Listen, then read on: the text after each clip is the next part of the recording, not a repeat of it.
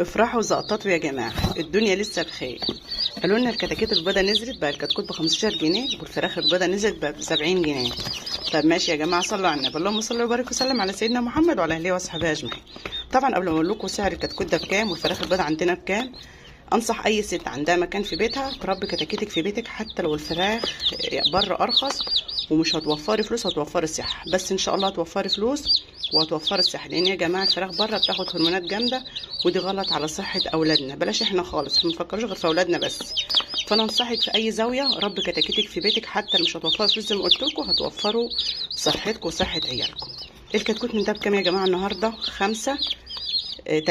12 شعبان. نزل ابو شيماء جيب الكتاكيت، لا الكتكوت ب 25 جنيه لسه طالع من البيضه، وكمان فرزه تانية مش حلوه خالص يعني، ما جبناش بصراحه بس كتر خيره.